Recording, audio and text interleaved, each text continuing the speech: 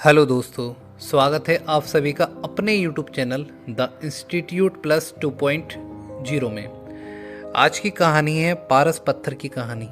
आइए। बहुत पुरानी बात है। एक जमींदार था। उसके पास सैकड़ों एकड़ ज़मीन थी। अब जमींदार बूढ़ा हो चला था। उसका एक लड़का था जिसका नाम रमेश था। एक दिन अचानक जमींदार की मृत्यु हो गई। अब सारी ज़मीन की देखभाल उसके लड़के रमेश के ऊपर आ गई। लेकिन रमेश को खेतीबाड़ी और मेहनत करना अच्छा नहीं लगता था। वह जल्द ही बहुत अमीर बनना चाहता था। तभी किसी ने उसे पारस पत्थर के बारे में बताया। पारस पत्थर एक ऐसा पत्थर होता है जिसे किसी भी धातु से स्पर्श करने पर वह धातु सोना बन जाती है। रमेश किसी भी कीमत पर पारस पत्थर पाना चाहता था। उसने पारस पत्थर ढूंढने का बहुत प्रयास किया, किंतु उसे पारस पत्थर कहीं नहीं मिला। पारस पत्थर के लिए उसने कई लोगों से संपर्क किया, किंतु वह पारस पत्थर पाने में असफल रहा। आसपास के ठगों को पता चल गया कि रमेश किसी भी कीमत पर पारस पत्थर पाना चाहता है। ठगों ने पारस पत्थर का लालच देकर रमेश से लाखों रुपए ठग लिए। ठगों के बाद रमेश ढोंगी बाबाओं के जाल में फंस गया। ढोंगी बाबाओं ने भी रमेश को लालच देकर बहुत सा पैसा ऐंठ लिया। पारस पत्थर के लोभ में रमेश को बहुत नुकसान हुआ और उसे अपने कई एकड़ ज़मीन भी बेचनी पड़ी। रमेश की पत्नी हमेशा उसे समझाती कि इन सब बातों में मत पड़ो, अपने पास बहुत ज़मीन है, उसी में खेती करो। मेहनत भी किसी पारस पत्थर से कम नहीं है। किंतु रमेश को तो पारस पत्थर की ही धुन सवार थी। एक दिन गांव में बहुत पहुँचे हुए संत आए। सभी ने उन्हें अपनी समस्या बताई। रमेश भी अपनी पत्नी के साथ उनसे मिलने गया और उन्हें अपनी समस्या बताई। संत रमेश की बातें सुनकर मुस्कुराए और बोले, मैं जैसा कहूँ वैसा ही करना तो तुम्हें पारस पत्थर अवश्य मिलेगा। संत की बात सुनकर रमेश बहुत खुश हुआ और संत से बोला, कृपया करके मुझे वह तरीका बतलाएं जिससे मुझे पारस पत्थर मिल जाए।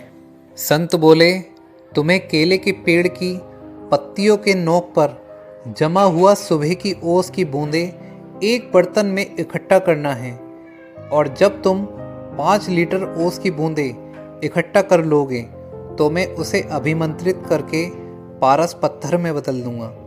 लेकिन याद रहे, ओस की बूंदों में तुम पानी मिलाकर धोखा देने का प्रयास करोगे तो तुम्हारी पूरी मेहनत पर पानी फिर जाएगा और ओस की बूंदें पारस पत्थर नहीं बन पाएंगी। यह काम बहुत कठिन था। सबसे पहले रमेश ने अपनी कुछ जमीन पर केले के पेड़ लगाए। केले के पेड़ धीरे धीरे बढ़ रहे थे, किंतु इतने पेड़ों से वह ओस की सिर्फ कुछ ही बूंदें इकट्ठा कर पा रहा था। उसे लगा, इतने केले के पौधों से 5 लीटर ओस इकट्ठा करने में तो उसे सालों लग जाएंगे। उसने फिर कुछ केले के पौधे और लगाए।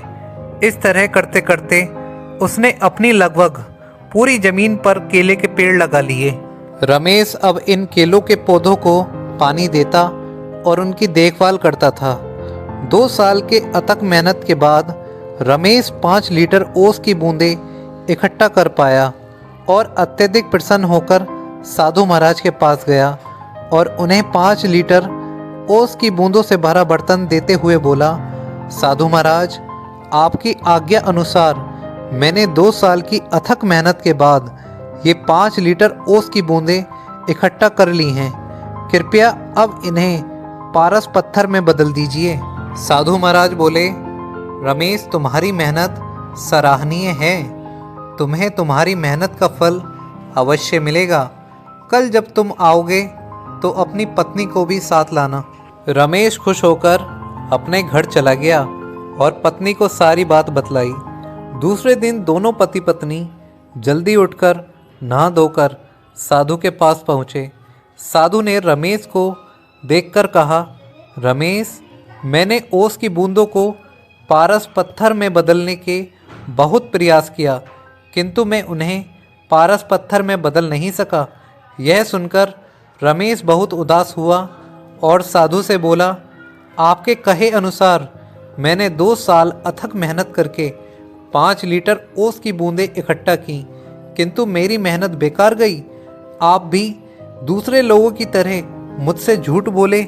रमेश की बात सुनकर साधु बोले, बेटा मेहनत कभी भी बेकार नहीं जाती। तुम्हारी पत्नी के हाथ में जो पोटरी है उसे खोलो। रमेश ने उसकी पत्नी के हाथ में रखी पोटरी खोली तो देखकर दंग रह गया। उसमें सोने चांदी के आभूषण और कीमती रत्न थे। साधु बोले, रमेश ये तुम्हारी मेहनत का फल है जो किसी पारस पत्थर से कम नहीं है। रमेश ने कहा, यह मेरी मेहनत का फल कैसे हुआ? साधु बोले, तुमने 2 साल से मेहनत करके जो केले के पौधे लगाए थे 2 साल से उनमें फल भी लग रहे हैं, किंतु तुम्हारा पूरा ध्यान पारस पत्थर और ओस की बूंदों पर था और तुमने फलों पर ध्यान ही नहीं दिया।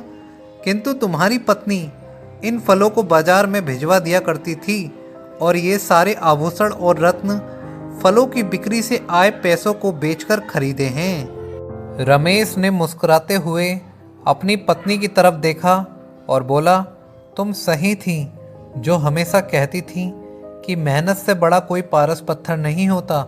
रमेश साधु की तरफ हाथ जोड़कर बोला, आपने मेरी आंखें खोल दी। अब मैं हमेशा मेहनत करूंगा और पैसा कमाने के लिए कोई शॉर्टकट नहीं अपनाऊंगा। रमेश अब खूब मेहनत करने लगा और अपनी मेहनत से समाज में खोया रुतबा फिर से प्राप्त कर लिया। इस कहानी से हमें यह शिक्षा मिलती है कि मेहनत करने से कुछ भी पाया जा सकता है।